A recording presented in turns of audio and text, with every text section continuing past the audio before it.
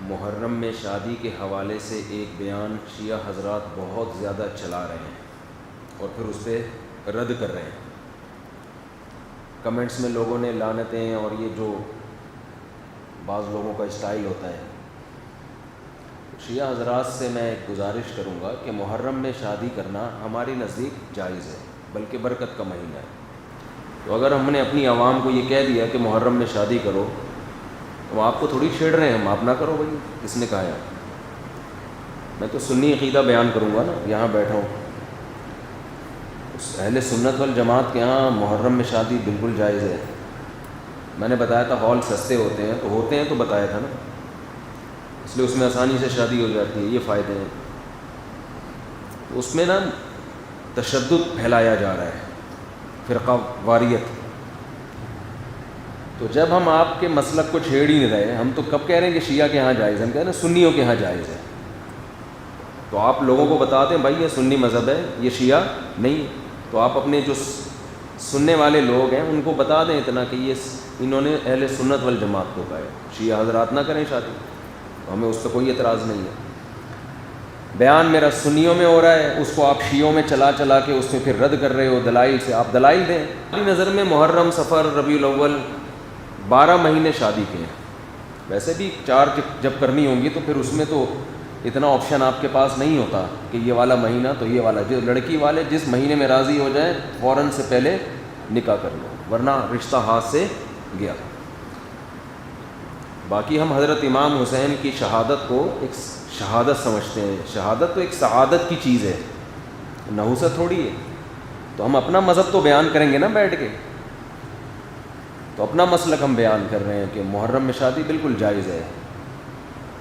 اور ایک صاحب نے تو یہاں تک کلپ بنایا، وہ تو سنی ہے، انہوں نے میرے خلاف کلپ بنایا کہ یہ کہتا ہے کہ محرم میں شادی اس لیے بھی کرنی چاہیے کہ ایک بدعت کا خاتمہ ہو، کیونکہ بہت سے لوگ محرم میں نہیں کرتے تو ان کی بدعت کی مخالفت کے لیے. بہت سے سنی بھی نہیں کرتے نا، تو ان سنیوں کو میں ترغیب دے رہا ہوں کہ محرم میں کیا کریں تاکہ اس بدعت کا خاتمہ. تو بھائی ہم اس بدعت سے، وہ بدعت جس کو سنی بدعت سمجھتے ہیں، آپ نہیں سمجھتے تو آپ کیوں اپنے خلاف لے کے جا رہے ہو اس کو؟ آپ کیوں اپنے خلاف لے کے جا رہے ہو؟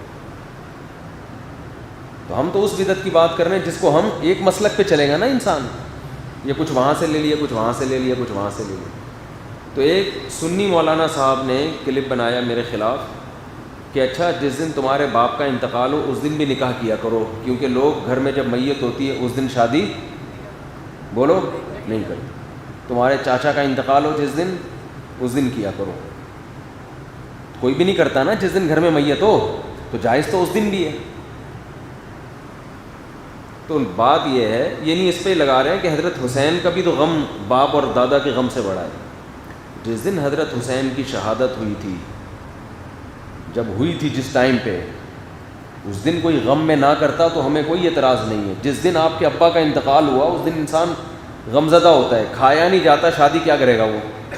تبھی تو حدیث میں حکم ہے کہ جس کے ہاں میت ہو جائے 3 دن اس کے گھر کھانا پہنچاؤ.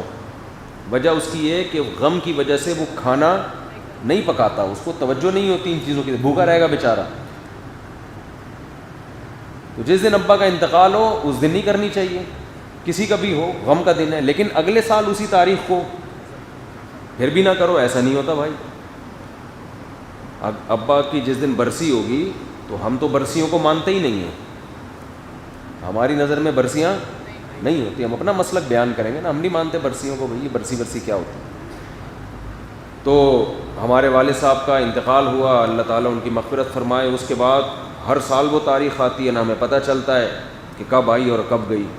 بلکہ مجھے تو اسپیسیفک وہ ڈیٹ بھی یاد نہیں ہے کہ والد صاحب کا کس دن انتقال ہوا تھا. اس لیے کہ جس دن بھی ہوا وہ اب کرنا کیا ہے؟ دعا کرنی ہے آپ نے، وہ تو جب یاد آئے کر لیا کرو بھائی. اب تو والد کو، والدہ کو ضرورت اس کی ہوتی ہے کہ بعد والے ان کے لیے دعائیں کریں، اور وہ خاص اس تاریخ میں جس دن انتقال ہوا تھا اس تاریخ میں دعا کی قبولیت کا زیادہ امکان ہوتا ہے. ایسی کوئی حدیث ہمارے پاس نہیں ہے. تو ساری زندگی انگریز مناتے ہیں نا مدر ڈے اور فادر ڈے، ہم نہیں مناتے کیونکہ ہمارا تو روز ہی مدر ڈے اور روز ہی فادر ڈے. انگریزوں کا سال میں مدر ڈے زیادہ ہوتا ہے، فادر کا تھوڑا ان کے یہاں تھوڑا پرابلم ہے. کچھ لوگ منا رہے ہوتے ہیں, کچھ لوگ جن کے ہوتے ہیں وہ منا لیتے ہوں گے. مدر ڈے بہرحال وہ سب منا رہے ہوتے ہیں. تو ان کے ہاں وہ اس لیے مناتے ہیں مدر ڈے اور فادر ڈے کہ ان پورا سال ابا اماں کو پوچھنے کی توفیق نہیں ملتی. ہمارے ہاں تو بھائی روز روز ہی ابا ہیں. تو وہ یہ تھوڑی کہ 1 جنوری کو ابا تھے 2 کو ابا نہیں ہے. وہ 2 کو بھی ابا ہیں, 3 جنوری کو بھی, فروری میں بھی وہی ابا, مارچ میں بھی وہی ابا. ایسا ابا کہاں سے لبا, پنجاب والے کہتے ہیں. پنجاب میں زبان بڑی مستعفی بولی جاتی ہے. وہ ایک صاحب اپنے ابا کے بارے میں کہہ رہے تھے میرے ابا یوں, میرے, اس نے کہا ایسا ابا کہاں سے لبا. لبا کسے کہتے ہیں, پایا, پتہ نہیں, خیر پائے کو کہتے ہیں نا, کہاں سے پایا. تو ہمارا تو بھائی روز ابا ڈے ہے, روز مدر ڈے, زندگی میں بھی اور موت کے بعد بھی روز ہی ان کے لیے. جب بھی دعا, مجھے تو اللہ ٹوٹی پھوٹی توفیق دیتا ہے, جب بھی ہاتھ اٹھا کے دعا کرتا ہوں تو سب سے پہلے اپنے والدین کے لیے. تو ہاں اب وہ تاریخ ابا کی ڈیتھ, وہ تاریخ آئے گی بھی نا انتقال کی, تو اس تاریخ میں تو ہم شادی بھی کرتے ہیں اور خوشیاں بھی منا رہے ہوتے ہیں, کیونکہ وہ جو دن تھا وہ دن چلا گیا. اور ویسے بھی 3 دن سے زیادہ تعزیت کو شریعت نے پسند نہیں کیا. 3 دن غم کے بہت ہوتے ہیں. تو اس کے بعد اپنے ان کے احکام کو فالو کرو. تو اہل سنت والجماعت کے ہاں محرم, صفر, ربیع الاول, ربیع الثانی, یہ سب مہینوں میں شادی جائز ہے. شیعہ حضرات نہ کریں, ان کا اپنا مسلک. تو لیکن اس پہ کلپ بنا بنا کے نگیٹیوٹی پھیلانا یہ غیر اخلاقی حرکت ہے. اور کلپ بھی کاٹا جاتا ہے اتنا سا, پوری بات سامنے نہیں آتی ہے, اتنا سا کلپ کاٹ کے چلا رہے ہوتے ہیں. تو یہ فیس بک پہ بہت زیادہ بدتمیزی ہو رہی ہے اس ٹائپ کی. تو پھر بھی اگر کوئی نہ کرے محرم میں تو نہ کرے, ہم کو گن پوائنٹ پہ تو کروا نہیں رہے اس کی, پھر بھی نہ کرے. میری ایک دفعہ شادی محرم میں بھی ہوئی تھی, تو حقیقت ہے, تو مجھے یاد ہے 9 محرم کو ہم نے وہ ولیمے کا لوگوں کو بولا, تو وہ بعض لوگوں کے منہ بن گئے کہ یہ کون سا دن ہے. تو میں نے کہا بھائی ہمیں تو آج ہی اتفاق سے فرصت ملی ہے, تو جب شادی ہوگی تبھی ولیمہ ہوگا نا. تو نکاح ہوا تھا 1 آدھ دن پہلے, تو بھائی اب آج ہی ہے, تو انہوں نے آ گئے, پھر وہ کھانا کھوڑنے سب پہنچ جاتے ہیں.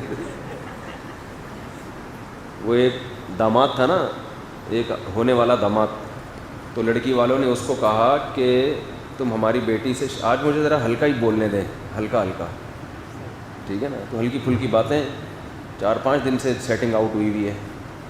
تو لڑکی والوں نے بولا کہ تمہیں گھر داماد بننا پڑے گا, اس شرط پہ ہم اپنی بیٹی دیں گے گھر داماد.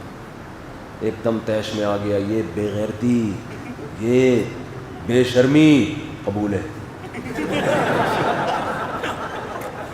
آخر میں فوراً کہتا ہے, ایک دم سوچتا ہے نا کہ بھائی چھوڑو بے غیرتی بے شرمی رہے گا, لیکن قبول ہے, اور کیا چاہیے. تو کس میں کہہ رہا تھا میں یہ ہے, ہاں تو لوگوں نے کہا محرم, یہ پھر پہنچے ہوئے سارے.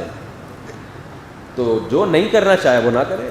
ہماری نظر میں حضرت حسین سے محبت کا یہ طریقہ ہی نہیں ہے نا کہ محرم میں سوگ منایا. ہمارے ہاں دوسرا اسٹائل ہے محبت کے اظہار کا, دوسرا طریقہ ہے. تو ہم کہتے ہیں ان کو فالو کرو. حضرت حسین کی اتنی بڑی داڑھی تھی, کتنے لوگوں کی داڑھی ہیں بڑی. حضرت حسین بے انتہا سخی تھے. اس دور میں جو سید ہوا کرتے تھے نا آل رسول, اتنی سخاوت ہوتی تھی کہ ان کی سخاوت کی مثالیں بیان کی جاتی تھی. حضرت حسن رضی اللہ تعالیٰ عنہ اتنے سخی تھے کہ ایک مرتبہ آپ نے باغ میں دیکھا کہ ایک غلام کھانا کھاتا ہے, ایک نوالا خود کھاتا ہے, ایک نوالا کتے کو کھلاتا ہے, اپنے کھانے میں سے آدھا اس کو دے رہا ہے. تو حضرت حسن نے پوچھا کہ یہ کیوں کر رہے ہو؟ اس نے کہا مجھے شرم آتی ہے کہ میں ایک جانور کے سامنے کھانا کھا رہا ہوں اور یہ بیچارہ للچائی ہوئی نظروں سے میرے سامنے دیکھ رہا ہے. غیرت مند لوگ تھے نا. حضرت حسن کو خیال آیا کہ جب یہ غلام ہو کے اتنا غیرت مند ہے کہ آدھی روٹی کی سخاوت کر کے کس پہ خرچ کر رہا ہے؟ جانور. تو ہم تو آل رسول میں سے ہیں, ہم تو نبی کے نواسے ہیں. حضرت حسن رضی اللہ تعالیٰ عنہ نے اس غلام سے کہا کہ تیرا مولا کہاں ہے؟ جس کا یہ باغ ہے اور جس کا تو غلام ہے. اس نے بتایا تو مولا سے کہا کہ اس کی قیمت لگاؤ. یہ غلام بہت مہنگے ہوا کرتے تھے اور اس کو پتہ بھی تھا کہ سامنے خریدار حضرت حسن ہے, ان کو تو جتنے بھی بول لگا دو یہ دے دیں گے پیسے. تو اس نے بتایا اتنی قیمت, فوراً غلام خریدا, آزاد کر دیا اسی وقت. اور پھر کہا یہ باغ کی ویلیو بتا اب کتنی ہے. اس نے بتایا جی اتنی. باغ بھی اسی وقت خریدا اور غلام کو وہ باغ ہبہ کر دیا. پہلے زمانے میں اس قسم کی چیزوں کو کیا کہا جاتا تھا؟ سخاوت. آج جو سخاوت ہے جس سے حاتم طائی بھی شرما جائے وہ یہ ہوتا ہے کہ وائپر کسی نے صاف کیا گھنٹہ لگا کے نا آپ کی گاڑی پہ, جب آپ کی گاڑی سگنل پہ رکی تو غریب سا بچہ آیا 1 گھنٹہ لگا کے اس نے سرف ورف لگا کے صاف کیا. آپ نے 5 روپے کا سکہ آج کل چل رہا ہے 10 روپے کا چل رہا ہے نا, 5 کا بھی ہے, تو وہ تلاش کیا, وہ لگا کے اس کو دیا اور حاتم طائی کی برزخ میں نیلیں اڑا دی. اور یہ بھی اس لیے کیا کہ کسی پیر صاحب نے, بزرگ نے کہا ہوا تھا کہ صدقے سے بلائیں ٹلتی ہیں. تو 5 روپے میں کیا بلائیں ٹلیں گی بھائی؟ 5 روپے میں ٹھیک ہے, صدقہ نہ کرنے سے یہ بھی بہتر ہے. تو پہلے جو سخاوت ہوا کرتی تھی وہ بہت زیادہ ہوتی تھی. آج کل وہ سخاوتیں نہیں ہیں. پہلے تو پورے باغ گفٹ کر دیے گا. وہ ہے نا حضرت ابو طلحہ انصاری رضی اللہ تعالیٰ عنہ, قرآن کی آیتیں نازل ہوئیں, لن تنالوا البر حتى تنفقوا مما تحبون. تم نیکی کی حقیقت کو اس وقت تک نہیں پہنچ سکتے جب تک محبوب چیز صدقہ نہ کرو. محبوب چیز اسلام میں نیکی جو ہے نا صدقہ ہے. تو صحابی آ گئے, یا رسول اللہ, اللہ نے کہا ہے کہ سب سے محبوب چیز صدقہ کرو, تو میرا باغ ہے. باغ پراپرٹی کو کہتے ہیں, زمین. تو یا رسول اللہ وہ میں صدقہ کرنا چاہتا ہوں. آپ نے فرمایا بخن ذاک مال رابح. واہ واہ, یہ تو بڑا قیمتی مال لے آئے تم بھائی. تو آپ نے ان کو مشورہ دیا اپنے چچا کے بیٹوں کو دے دو. کس کو دے دو؟ جو لوگ بھی کوئی ٹرسٹ ہے ان کا, یا لوگ ان کے ساتھ تعاون کرتے ہیں غریبوں کو دینے کے لیے, اگر کوئی ان کے پاس رقم لے کر آئے نا کہ یہ زکوٰۃ کی رقم کہاں دوں, فوراً کہے گا بھائی مجھے دو, میں صحیح جگہ پہنچا دوں گا. ہوتا ہے نا, ہر آدمی چاہتا ہے بھائی کہاں آئے میرے پاس. میں نے تو دیکھا ہے بہت سے ٹرسٹ وہ یہی کہہ رہے ہوتے ہیں ہمیں ہی دو, لیکن آپ صلی اللہ علیہ وسلم خود لے بھی سکتے تھے, ان سے لے کے مسلمانوں پہ خرچ کر دیتے ہیں بھائی. آپ لے کے بیت المال میں جمع کرا دیتے, چلو بھی کسی کے کام آئے گا. آپ نے فوراً فرمایا اپنے چچا کے بیٹوں کو جا کے دے دو, گفٹ دے دو. اس سے پتہ چلتا ہے دیکھو ہمارے نبی کیسے, اللہ نے آپ کے دل سے مال کی کوئی لالچ نہیں, یہ بھی نہیں کہ میری جیب سے لوگوں میں جائے, کچھ بھی نہیں. اتنا قیمتی مال کیا فرما رہے ہیں اپنے چچا کے بیٹوں کو. کہتے ہیں لیڈر جو ہے نا, لیڈر کامیاب لیڈر وہی ہوتا ہے جس میں قربانی کا جذبہ ماتحتوں سے زیادہ ہو, اپنی ذات کو بالکل بھلا دے. حالانکہ نبی اگر لیتے تو اپنے لیے تھوڑی لے رہے تھے, وہ بھی دوسروں کے لیے لیتے نا, لیکن آپ فرمائے ڈائریکٹ جا کے چچا کے بیٹوں. آج عام طور پر یہ جذبہ نظر نہیں آتا. اگر کوئی آپ سے آ کے مشورہ لینا, میرے پاس 1 کروڑ روپے ہیں, میں ہدیہ یا صدقہ دینا چاہتا ہوں, بتاؤ کون؟ وہ کہے گا میں ہوں. سب سے پہلے تو اپنا ذکر کرے گا, اور اگر اپنا نہیں تو کہنا پھر میرے ذریعے سے دو, تاکہ دھونس کون جمائے بعد میں, میں. وہ اس کا نام تھوڑی آئے گا جس نے دیا ہے, نام آئے گا ہمارا بھائی. تو یہ لوگوں میں ہوتا ہے. تو اس میں کچھ مخلص بھی ہوتے ہیں لیکن اصل اخلاص یہ ہے کوئی صدقے کی رقم لے کر آئے, آپ بولو بھائی اپنے رشتہ داروں کو. نبی نے کیوں فرمایا؟ اس لیے کہ اسلام کا ایک بہت اہم حکم ہے رشتہ داری جوڑنا. کیا حکم ہے؟ تو آپ نے عمل کر کے دکھایا بھائی. اپنے چچا کے بیٹوں کو دو گے, جب وہ باغ دیں گے اپنے چچا کے بیٹوں کو, تو چچا کے بیٹوں میں کبھی بغض, غیبت, بہتان ہوگا؟ بھائی آج کل یہ ہوتا ہے نا کہ میرے چچیرے ہی میری ٹانگیں کھینچتے رہتے ہیں, یہ ہے نا ہیڈک. لوگ مجھے کہتے ہیں مفتی صاحب آپ رشتہ داروں کی بات کرتے ہو, سب سے زیادہ تو گڑا رشتہ دار کھودتے ہیں ہمارے لیے. سب سے زیادہ غیبتیں آپ کے رشتہ دار آپ کے خلاف کر رہے ہوتے ہیں. لیکن کیا ابو طلحہ انصاری کے رشتہ دار نے کبھی ان کی غیبت کی ہوگی اس کے بعد؟ کو پتہ ہے بھائی صاحب انہوں نے اتنا بڑا ظرف مجھے پورا باغ ہدیہ دے دیا. تو رشتہ داری جوڑنے کے لیے روکھڑے کا خرچ کرنا بولو ضروری. روکھڑے کی بات آئی تو ایک اور آئے ذہن میں آ گئی ہے, وہ کر کے پھر آگے چلتے ہیں. ان چیزوں سے آج نا لوگ ہٹ گئے ہیں. بس محرم میں یہ کر لو اور ربیع الاول میں یوں کر لو. ابھی ربیع الاول میں الگ سیٹ اپ شروع ہو جائے گا. عمل زیرو. عمل کیا ہے؟